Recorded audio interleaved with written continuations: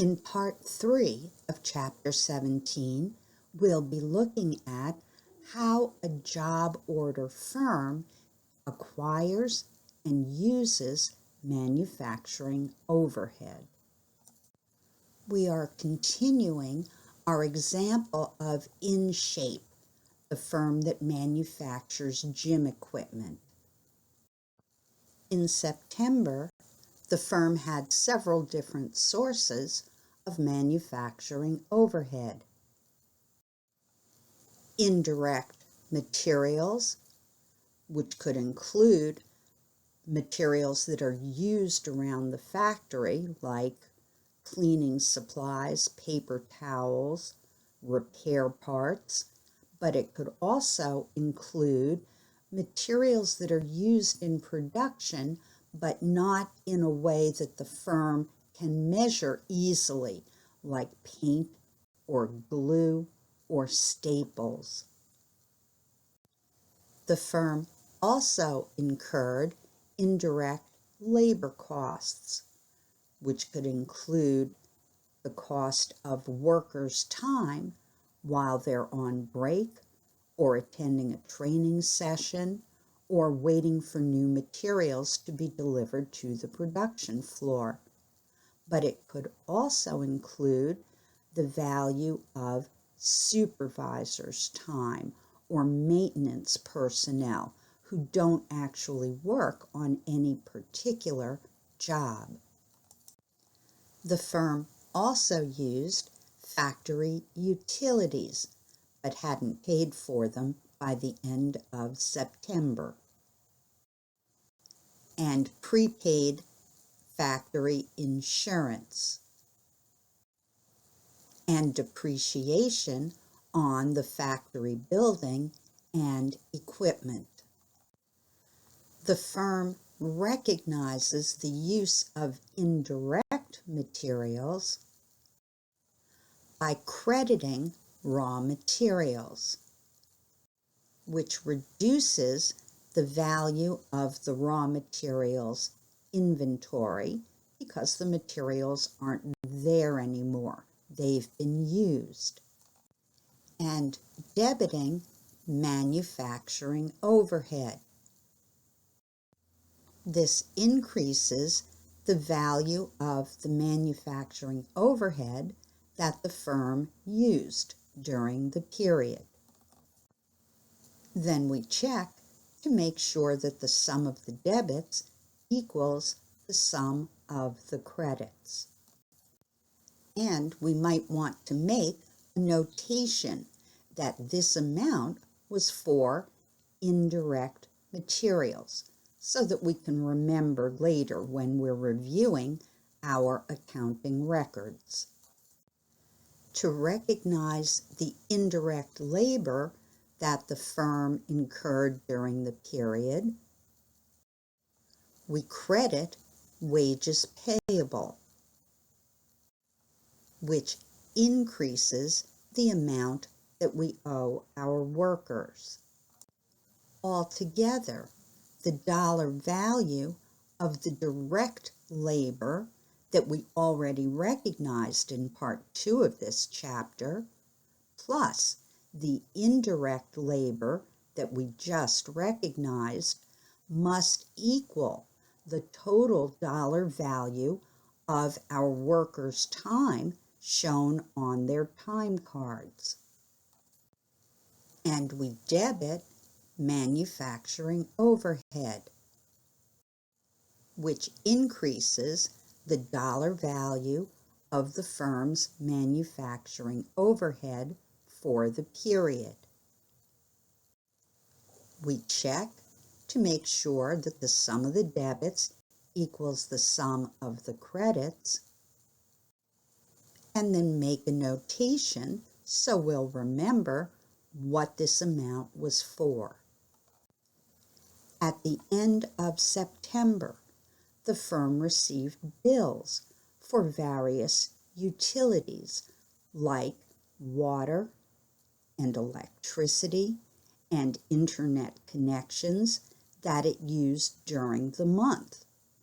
But, like most of us, the firm probably isn't going to pay those bills until they're actually due.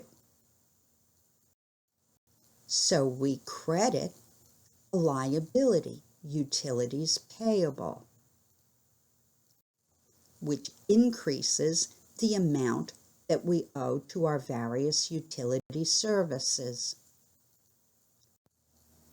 If this was a service firm or a merchandising firm, or if these utilities were used by the corporate offices, the debit would be to utilities expense because it would be treated as a period cost.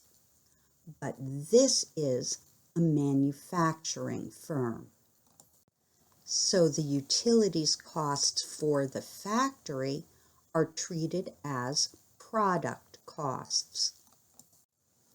And we debit manufacturing overhead, which increases the total amount of manufacturing overhead that the firm used during the month. Then we check to make sure that the sum of the debits equals the sum of the credits, and make a note that this amount was for utilities. The firm has prepaid insurance policies to cover damage to the factory or the equipment or the inventory, and to cover possible injury to the firm's workers. To recognize that the firm used up some of that insurance during September, we credit prepaid insurance, which decreases the remaining value in the firm's prepaid insurance policies.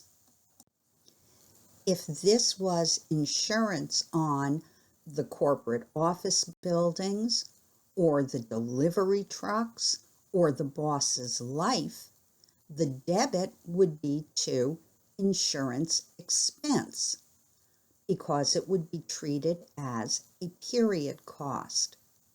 But since this insurance is on the factory, it's a product cost. So the debit is to manufacturing overhead, which increases the total amount of overhead that the firm incurred in September. Then we check to make sure that the sum of the debits equals the sum of the credits, and we make a note that this amount was for insurance. At the end of the month, the firm recognizes depreciation on its factory buildings and warehouses and equipment by crediting accumulated depreciation, which increases the total amount of accumulated depreciation on these buildings, warehouses, and equipment. If this was depreciation on the corporate office building and equipment, then the debit would be to depreciation expense because that would be a period cost. But since this depreciation relates to the factory, it's a product cost. So the debit is to manufacturing overhead, which increases the total value of the firm's manufacturing overhead for the period.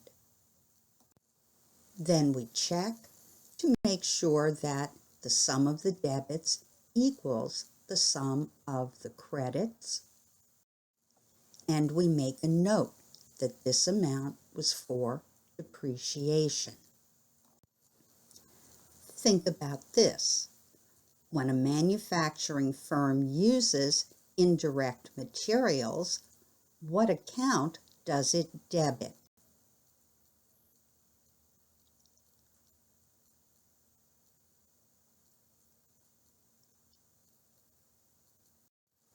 That's right.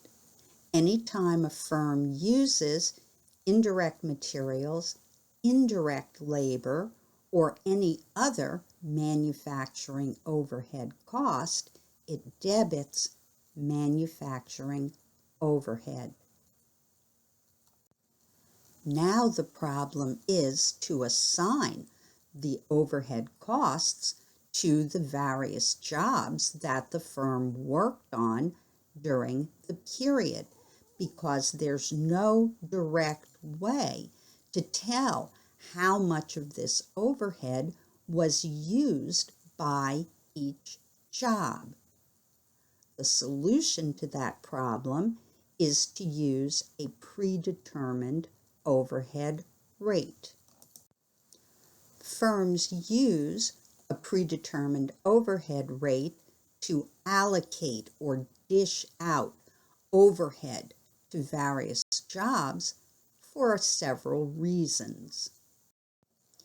It can help the firm to estimate the total cost of each job, which may be useful for budgeting and planning. It can also help the firm to determine an appropriate selling price if the firm knows about how much each job actually costs. And it can smooth unexpected events. For example, some direct materials might be spilled or otherwise ruined, or a machine might break down during production. Those costs don't actually belong to the particular job that the firm was working on when the accident happened. Using a predetermined overhead rate smooths those unexpected costs over all of the jobs that the firm was doing during that period.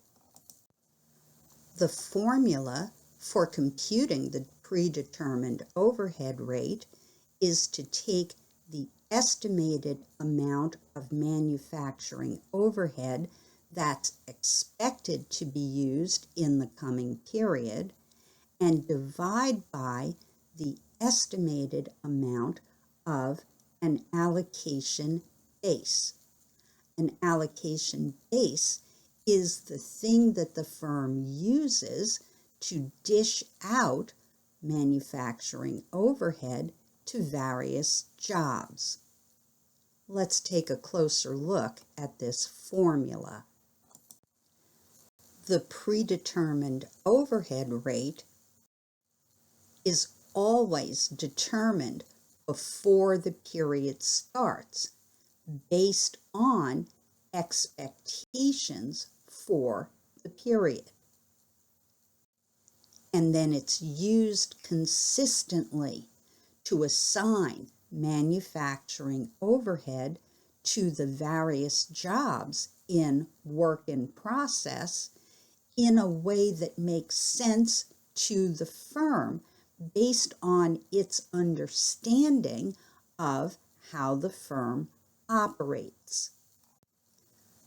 A manufacturing firm wants its allocation base to be something that is easy to measure and something that they believe is associated with how much manufacturing overhead a particular job actually consumes. There are 3 common allocation bases.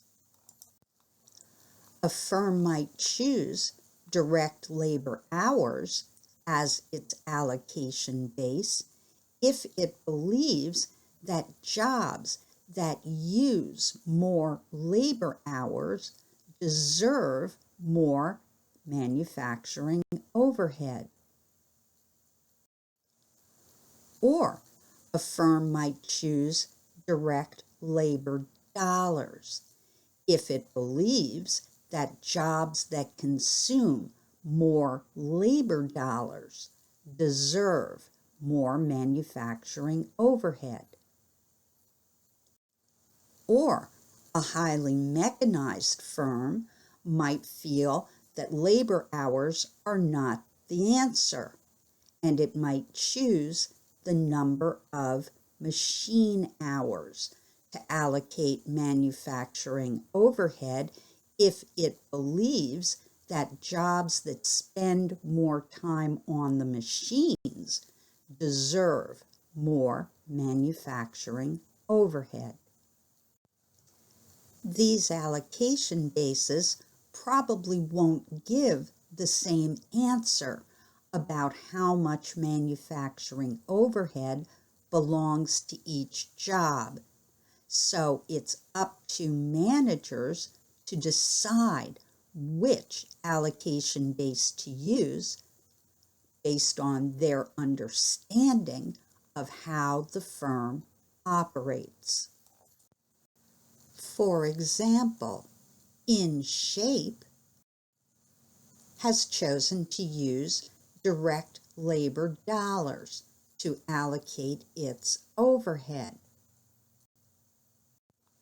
Last December, before this year ever started, the firm estimated that it would use $600,000 of manufacturing overhead this year and $1,200,000 of direct labor.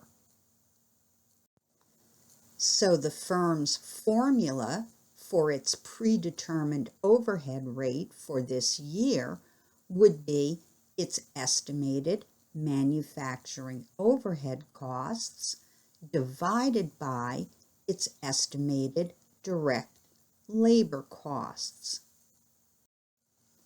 That would be $600,000 of overhead divided by $1,200,000 of direct labor. When we crank that out, we get a number, 0.50. But it's not just a number, it's a story that tells us that the firm will assign 50 cents of manufacturing overhead to any job for each labor dollar that the job used. Or we could think about it as 50% of the firm's direct labor costs will be allocated to each job as manufacturing overhead. For September, we already know the cost of direct labor used by each job because that information was given to us in Part 2 of this chapter. Now we can multiply the amount of direct labor costs assigned to job 123 times our allocation rate, 50 cents of manufacturing overhead per dollar of direct labor costs, to determine how much overhead to assign to this job. And we can do the same thing with job 124. And we can do the same thing with job 125. Notice that the effect of using this particular predetermined overhead rate is to assign more manufacturing overhead to jobs that use more direct labor dollars. If the firm didn't think that this was a good representation of what actually happens in the manufacturing process, it should have chosen a predetermined rate using a different allocation base. Now we can add the amount of manufacturing overhead allocated to each job to find out the total amount of manufacturing overhead that was allocated in September. To recognize the amount of manufacturing overhead that was assigned to jobs in the month, we credit manufacturing overhead for that total, which decreases the amount of overhead in the manufacturing overhead account. And we debit work in process, which increases the value of the work in process inventory by the amount of manufacturing overhead that was allocated. Then we check to make sure that the sum of the debits equals the sum of the credits, and we make a notation that this was for manufacturing overhead. To complete the allocation process, we need to recognize the portion of that amount that belongs to each of the jobs in the subsidiary ledger. Luckily, we already computed that information. This is the end of Chapter 17, Part 3. In the final section of this chapter, we'll see what happens at the end of the period.